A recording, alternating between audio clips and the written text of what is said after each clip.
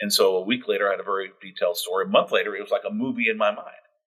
And I could see all kinds of details that I didn't remember back at the beginning. And I bet you, if you had found a surveillance camera, what happened, and compare that to my movie in my mind, they would be very different. Not that I'm a liar, it's just that my mind is filling in the gaps. And so I think with my client, when she found out she had a brain injury or head injury, she must have hit me in the head. And she starts believing it hit her in the head. And it's just one of those things that. So I started that story and asked jurors, does anyone else have any experiences that way? And they, oh yeah, people try to fill in the gaps. That's how human, So I had that one woman just great. Well, that's just psychology. That's the way the human mind works. Yeah. It doesn't mean you're lying. And so that was super important because that was like defense's biggest thing is they're trying to make this lady out to be a liar. I wanted to mention the $30 million number. That was going to be my ask in the case. And I put a lot of thought into why I thought $30 million was fair in that case. And I wanted to get out there early. Mm-hmm. And I love that I got an objection to it. I did too. Because it actually, brought it even more the vote. But I just asked, look, I can't ask you to commit to a number right now because you haven't heard any evidence. And I'm going to tell you, there's a number I'm going to ask for at the end of this trial, and it's going to be big. And right now it's going to sound crazy because you haven't heard the evidence yet. But I think when you get the evidence, you'll understand why I'm asking for this number. What I want to ask you is $30 million is the number I'm going to ask you for. Is there anyone here that number is just so high they could never consider it? That no matter what the facts were, they could never consider $30 million. Now, I'm not asking that because I think a judge is going to strike somebody because they can't say that they would for sure get $30 million in a case because under Texas law, someone could argue with me, but I don't think I'm going to get many strikes there. What I wanted to do was plant my anchor. I want to anchor that number because then they're going to be looking at the rest of the trial, measuring against that number. Mm-hmm. And we know it worked because after it resolved yesterday, we got to go talk to the jurors, and the defense lawyer started talking to him before I got out there. So he's asking, what did y'all think of that number? Oh, that was way too high. That was way too high. Maybe 10 or 15 million. And most of them at that time were between 5 and 10 at that point in the trial when we settled. But talking to the jurors afterwards, that photograph, they said, of all the smiles and stuff before compared to just the neutral effect afterward was striking, and it really hit home with them. So I think the more we can create those visuals, and they're not like photos that are anything special. They're like, a lot of them were like her sitting at a table with 4 other people smiling, and her standing up with a bunch of other nurses after work, all smiling. But it's just that visual contrast, and also when the before and after witnesses are telling the stories about what her life was like before. The photograph, one, shows that they're not making that stuff up. It's real. But 2, it helps them. It's a lot easier. People get nervous when they understand. But if you're like, look at this picture. What's this picture here? Where were you guys? Tell me about that. Then they're back in their living room after their vacation telling their friends about their, yeah, look here, we went to New Orleans, and this is what we did, and here's a picture of us doing it. It's a totally different experience for the witness. And so I'm a big believer in getting as many photos as we can.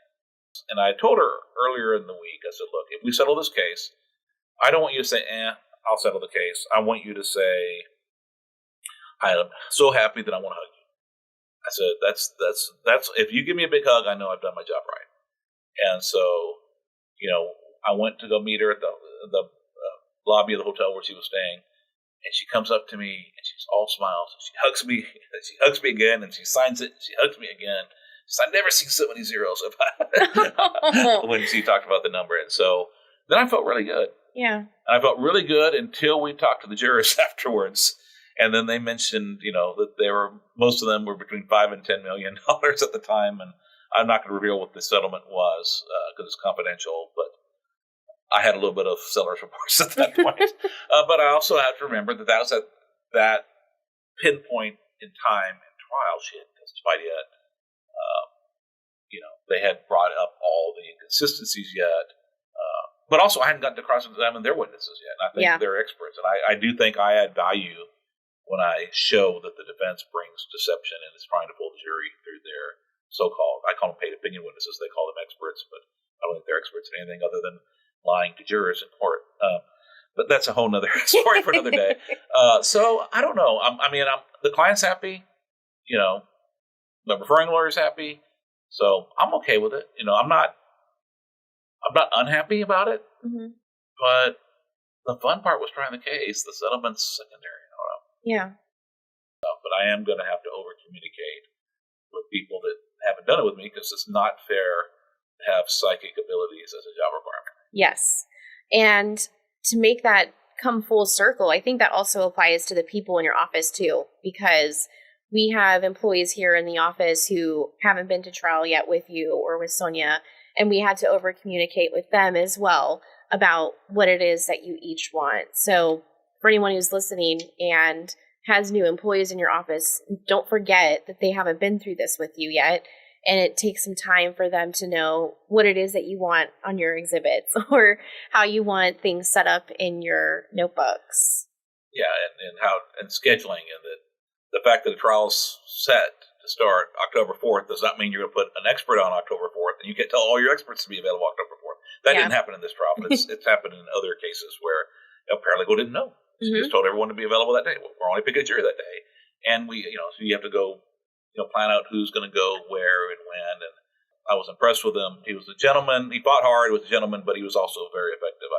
And to me, it's more fun to try a case against a good lawyer. I want to win against a good lawyer. I don't want to win some jabroni. Yeah, I was going to ask you that because, as the daughter of a defense lawyer, I respect a defense lawyer who can get in front of a jury panel and not come across as slimy. He did a really good job of that. And I was curious, does it feel better, or do you feel like you take away more when defense counsel is someone who puts up a good fight? I want to beat the champ. That's my attitude. I want to go against the best and beat them. And yes, I am going to be detached from the result and just enjoying. That's how you beat them, is by focusing on the task in front of you and not worrying about the result where you're trying it. But yeah, at one point, I don't care about who the defense lawyer is because I'm telling my story. Mm-hmm. But yes, I do like going against good lawyers. I think iron sharpens iron. It makes you better. And like I said, he was good. I mean, I like that. He was doing it well. And it's fun to see. It's fun to fight with someone good. Well, and I also think from a different perspective that it's probably more engaging for the jurors too,